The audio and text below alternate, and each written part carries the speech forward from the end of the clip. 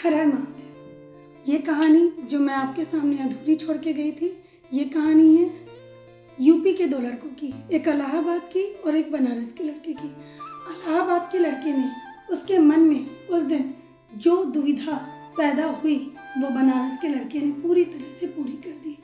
उसने जाते जाते कहा, भैया बनारस में है ही क्या, वही तंग गलियाँ, वही सकड़ी सकड़ी सड़कें, वही छोटी मोटी इमारतें और ऊंची ऊंची बिल्डिंग जिसमें न जाने का जगह और न ही रुकने का। हर एक छोटी सी चीज़ों के लिए छोटी छोटी गलियों में जाना पड़ता है। तो बनारस के लड़कों ने कहा, भैया बनारस इसीलिए तो प्रसिद्ध है कि यहाँ की गलियाँ भी फेमस है, यहाँ की हवाएं भी भोलेनाथ का नाम लेती है और यहाँ की हर डमरू में भोलेनाथ के संग की आवाज आती है।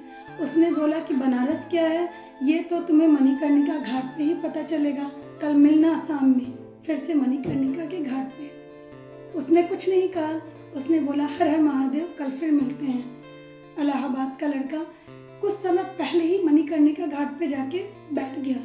उसकी आंखें उस बनारस के लड़के को ढूंढ रही थी और मन ही मन ये दुविधा भी था कि भैया ने तो हमें अपना नंबर दिया नहीं, अब उनसे मुलाकात हो भी पाएगी कि नहीं, क्योंकि उनकी कहानियों में उसे कुछ अपनापन लगा। उन्हें लगा कि ये वही आदमी है जो मुझे सही यहाँ के बारे में जानकारी दे पाएंगे और सच में ये शहर में कुछ अपनापन तो है।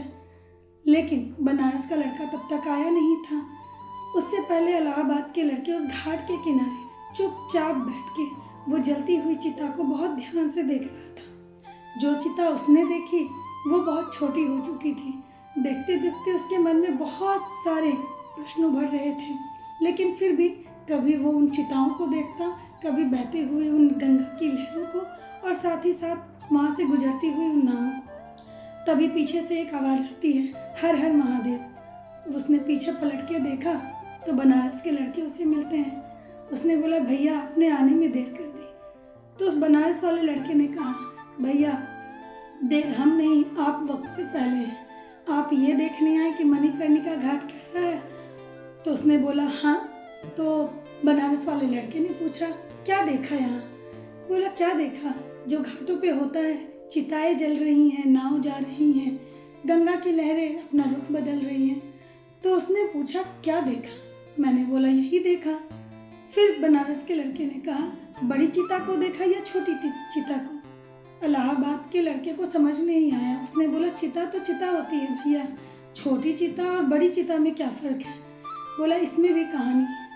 बड़ी चिता वो होता है जब 4 लोग अपने कंधे पे लेके किसी मनुष्य को जब उस घाट तक राम नाम सत्य का नाम लेके आते हैं तो उस वक्त उनके मन में अपने को खोने का एक बहुत बड़ा दुख होता है, जिस दुखों के साथ उनके मुख से एक आवाज़ निकलती है, राम नाम सत्य है। पर उनके साथ उनके जो एक इमोशन है, जो उनका अपनापन है, वो साथ जुड़ा होता है।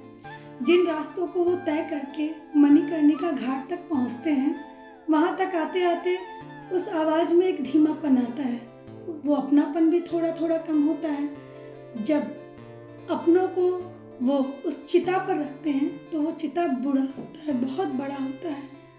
सभी लोग अपना काम करते हैं और उनके जितने भी अपने साथ में खड़े होते हैं दूर, वो खड़ा होके जो उनके अपने जा रहे होते हैं उनके जानों का दुख व्यक्त करते हैं।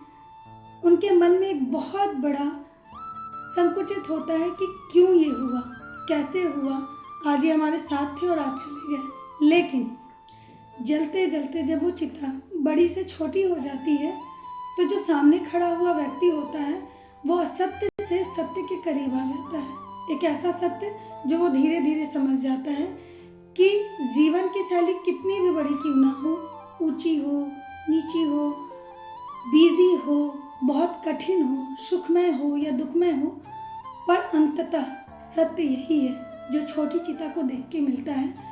और जो सामने वाला बहुत बड़ा दुख व्यक्त कर रहा होता है वो उस 2 से 3 घंटे की चिता को जलते जलते देखते देखते उसका जो दुख होता है उस दुख को वो अपनाने की शक्ति भी सहन कर लेता है। इसीलिए कहते हैं कि जब भी आप चिताओं को देखें तो बड़ी चिता से छोटी चिता को भी ज़रूर देखें। ठीक उसी प्रकार जैसे बड़ी नावें में घूमने वाले लोग ऊपरी चीज़ों को देखते हैं, जो सच्चाई। आपको छोटी नावों में घूमने से गंगा की लहरों के बीच जाके जो सुखमय होता है, बिल्कुल वही सत्य आपको मणिकर्णिका का के घाट पे जाके ऊंची चिता से उस छोटी चिता की रियलिटी को पता चलता है। उस दिन उस इलाहाबाद के लड़के को समझ में आया कि बनारस एक ऐसा शहर है जहाँ पे सच्चाई सिर्फ एक अपनापन में नहीं, उनकी हवाओं में नहीं, भोलेनाथ के डमरू में नहीं, उनकी भुजाओं में नहीं, ना ही साथ उनके उस भस्म में है। सत्य तो यही है जो भोलेनाथ ने कहा था कि कहीं भी जाओगे, घूमोगे फिरोगे, अपनी ज़िंदगी व्यतीत करोगे, पर एट द एंड आप लौट के हमारे ही दर पे आओगे और वो दर आपको सही राह दिखाएगा, सत्य के करीब ले जाएगा, ये बताएगा कि हमारे लिए कौन मुँह है और कौन मोक्ष प्राप्त करना।